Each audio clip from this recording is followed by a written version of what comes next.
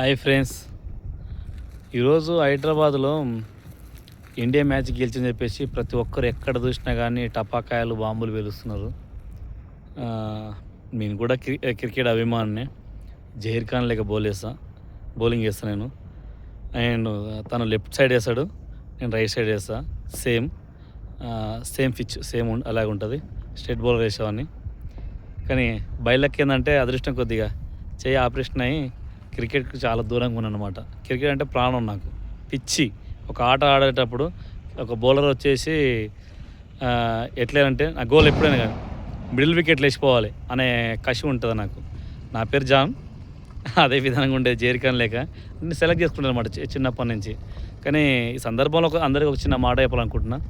మనం అందరము టబాకాలు పిలుస్తున్నాం కదా.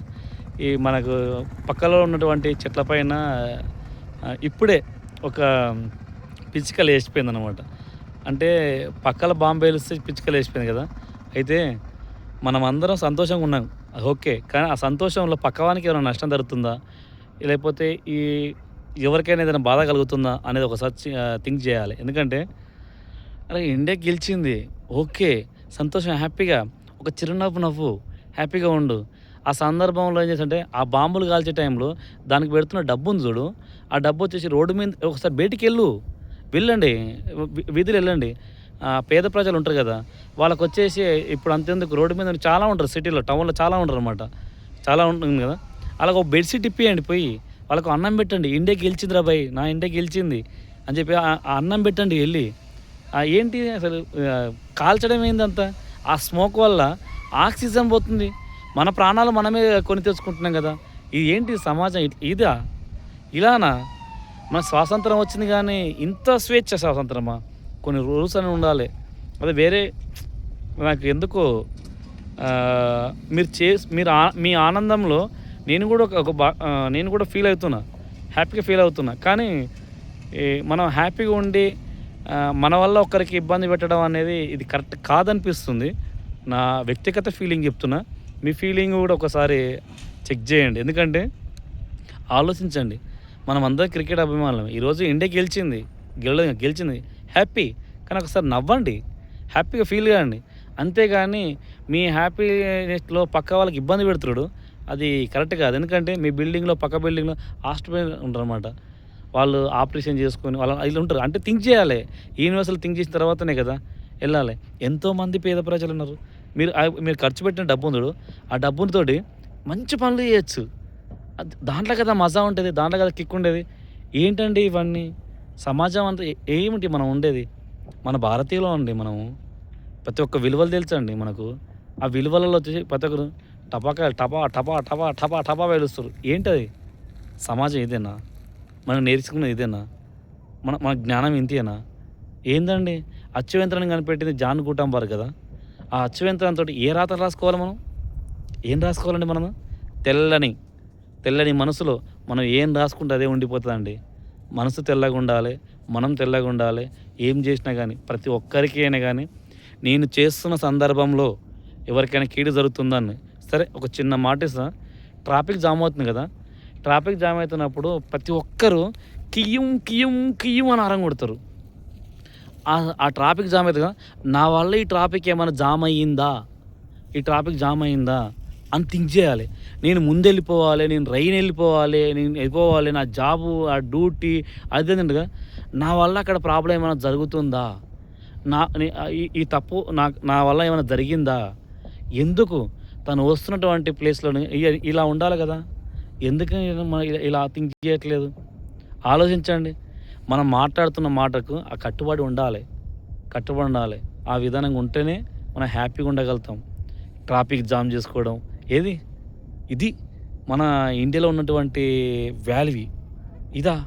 బయటి కంట్రీ చూడండి, ఒకసారి బయటి కంట్రీ చూడండి. ఇండియాలో ఉన్నటువంటి వాళ్ళే బయటి కంట్రీలో పోయి ఇండియాలో ఉన్నటువంటి సబ్జెక్ట్ బయటి కంట్రీలోకి ఇస్తున్నారు. ఆ సబ్జెక్ట్ వచ్చేసి మన ఇండియాలో ఉండాలి కదా. ఇండియాలో ఉండాలి. అంతెందుకు, ఇప్పుడు ఈరోజు మనం గెలిచినా మనం సంబరపడతాం కదా.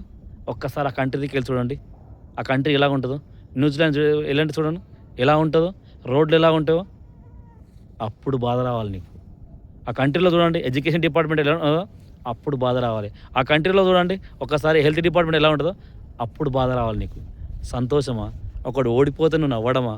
ఇదా వాళ్ళు ఏమనుకుంటారో తెలుసా? న్యూజిలాండ్లో ఏమనుకుంటారో తెలుసా? అని నవ్వుతారు వాళ్ళు. నవ్వుతారు అంటున్నా. ఇది మన ఇండియాలో ఉన్నటువంటి ఎడ్యుకేషన్ డిపార్ట్మెంట్ ఏ విధంగా ఉంటుంది? ఒకటి చెక్ చేసుకోండి. హెల్త్ డిపార్ట్మెంట్ ఏ విధంగా ఉంటుంది? స్వాతంత్రం వచ్చింది. ఏం స్వాతంత్రం తెలుసా? అవినీతి స్వాతంత్రం వచ్చింది. ఏం చేసినా అన్లిమిటెడ్ చేసుకోవచ్చు. ఎక్కడ చేస్తులేదు అని చెప్పి రైట్ టు ఇన్ఫర్మేషన్ నుంచి ప్రతి ఒక్క శాఖలు చెక్ చేసుకోండి ఎలా ఉంటుందో. ఒక్కని పొట్టగొట్టి సంపాదించడం ఏందండి ఇది? ఒక నోటికాడ బుక్క తినడం ఏందండి? గొడ్డు కారం తిన్నా కానీ కుండ నిండా మనసు ఉండాలి. నువ్వు తినే తిండిలో కలిసి ఉండాలి. ఏంటండి ఉజ్వన్పురం ఎంతో డ్యామేజ్ అయిందండి. 2050 నాటికి ఎన్ని విషవాదులు వస్తుంది తెలుసా? ఫ్యూచర్ లైఫ్ చూసి ఈరోజు ఏముండాలి, ఎలా ఉండాలని తెలుసుకోవాలి. తినే తిండిని కూడా ఆలోచన కూడా ఒక నిజాయితీగా ఉండాలి. మన భారతదేశం మన దేశాన్ని చూసి ఎంతోమంది నేర్చుకున్నారు. కానీ ఇప్పుడు తెలుసా వేరే దేశాలను చూసి మనం నేర్చుకో స్థితికి దిగజారిపోయినాం. ఇది మన భారతదేశం. ఈరోజు అంటారు అందరూ ప్రపంచ మహిళా దినోత్సవం అని చెప్పేసి. ఎక్కడండి శుభాకాంక్షలు ఎలా చెప్పాలనుకుంటారండి మీరు? స్త్రీకి వాల్యూ ఇస్తున్నారా మనం? వాల్యూ ఇస్తున్నారా? కామాంధులు గంజాయిలు దీన్ని ఎలా ఉన్నారండి? ఏం చేస్తున్నారండి? ఇదా నవమాసాలు మోసిన కన్న తల్లి మన పైన ఎంత ప్రేమ చూపిస్తుందో. స్త్రీ లేనిదే ప్రపంచం లేదు కదా. అలాంటి స్త్రీకి మనం గౌరవిస్తున్నామా? ఏంటండి ఇది మన సమాజమా? అసలు ఆత్మపరిశీలన చేసుకోండి. ఇదా మనం ఉండేది? ఇలానా మనం ఉండేది? ఇదా చూసుకోవాలి. గొడ్డు కారం తిన్నా సరే కానీ ఏం తిన్నా కానీ హ్యాపీగా మనసు నుండి ఉండాలి. అంతేగాని ఏంటండి ఇదంతా సమాజమా? లేదా సమాజమే వేరుందా లేకపోతే నేనే వేరున్నానా అని ఒకసారి ఆలోచిస్తుంది. ప్లీజ్ ఐఎమ్ రిక్వెస్ట్ చేస్తున్నా, ఒకసారి ఆలోచన చేయండి. మీకు 9 రాసుకోండి. మీకు అటుపైపు ఉన్న వాళ్ళకు 6 కనపడుతుంది. వాళ్ళు మాట్లాడేది నిజమే. నేను రాసిన 9 ఒక్కసారి చూడండి. మీరు 9కి ఒక చిన్న ఫార్ములా చెప్పన్నా. 9కి ఒక ఫార్ములా చెప్పన్నా. నేను రాసిన 9 కదా, అది మళ్ళీ తీసుకొస్తే మళ్ళీ 9 రావాలి. అదే మీరు ఎలా థింక్ చేస్తారంటే, అంటే మై మీనింగ్ అందరు కాదు, కొందరు మాత్రమే. ఎలా ఉంటుందంటే మీరు మీకు ఎలా చెప్పాలి, ఏది సరే ఓకే 9 × 6 = ఎంత అవుతుంది? 54 అవుతుంది అనుకుంటున్నాను. ఓకేనా? 54 అవుతుంది. మళ్ళీ 5 + 4 ఏమవుతుంది? 9 అవుతుంది. అంటే ఇంటూ చేయాలి ఏదైనా సరే. కానీ మీరేం చేస్తారు చెప్పాలి? కొందరు ఎలా చేస్తారంటే అది మళ్ళీ ఎలా చూసినా కానీ 6నే చేస్తారనమాట. మీరు ఆ లెక్క ఏదో మీకు కూడా అర్థమవుతుంది. ఓకేనా? థ్యాంక్ యూ అండి. ప్లీజ్ మనం అందరం సేఫ్గా ఉందామండి. జనతా న్యూస్ యాప్, మీ వార్త, మీ స్వేచ్ఛ.